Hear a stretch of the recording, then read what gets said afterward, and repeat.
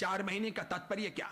समय कितनी भी करो, प्रतिक्रमण करो, जाप करो, तप करो, बहुमान लो, गुरु वंदन करो, मंदिर जाओ, भले नवांगी पूजा, अष्टप्रकारी पूजा, स्वद्रव्य से पूजा, तीर्थ यात्रा, नव्वाणु, अन्य अन्य चीजें, ध्यान, साधना, जाप, 14 नियम धारण करो।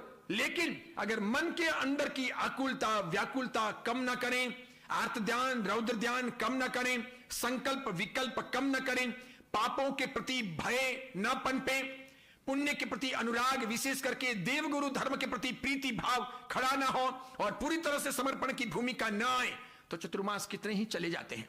मैसूर में कितने ही चतुर्मास हुए, ये चतुर्मास भी हो गया।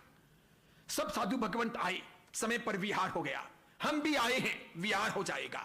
मैं आपसे पूछना चाहता हूं, जिसने भी 4 महीने के लिए धन दिया, तन दिया, मन दिया, जीवन दिया, उन्होंने क्या पाया? हमें क्या पाना है? क्या हमें करना है? हमारा टारगेट क्या हो? हम कहां पहुंचे? ध्येय क्या हो?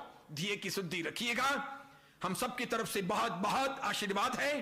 खूब आगे बढ़िएगा और जीवन का कल्याण कीजिएगा। यह ध्यान रखिएगा कि किसी भी हालत में पापों का अनुबंध नहीं करना है, वो अल्प करने हैं। और कभी भूल चूक करके भी पाप हो जाएं, तत्काल उसका प्रायश्चित करो, पश्चाताप करो, मन में दुख रखो, पीड़ा रखो, जानबूझ के पाप मत करो, जीवन हल्का बनाओ।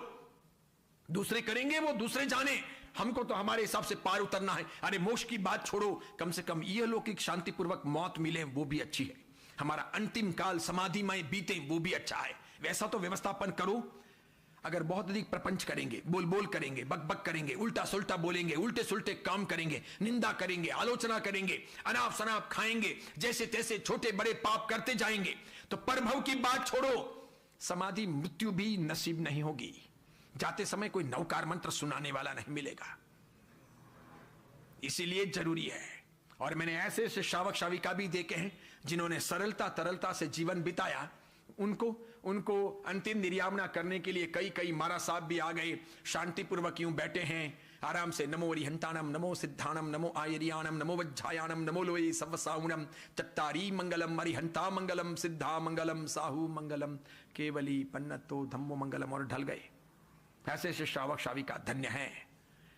क्यों? क्योंकि पूरा जीवन ऐसा जिया, कोशिश की, तो जो कुछ बीत गया है उस पर अब अफसोस करने का मतलब नहीं है। जो बीत गया, 30 साल बीते, 40 बीते, 50 बीते, 55 बीते, 60 बीते, अब जो बचे हो, 5 बचे, 10 बचे, 15 बचे, 20 बचे, उसको तो सुधार लो, उसको तो अच्छा बनाने का प्रयत्न कर लो। जगह तब से सवेरा, बीत गया वो कल था, उसको तो अब अफसोस करके क्या करेंगे? उस पर पश्चाताप करो, मिच्छामि दुक्कड़म दो, हो सके तो प्रायश्चित करो, लेकिन आगे का जीवन सुधारने का सुंदर प्रयत्न करो।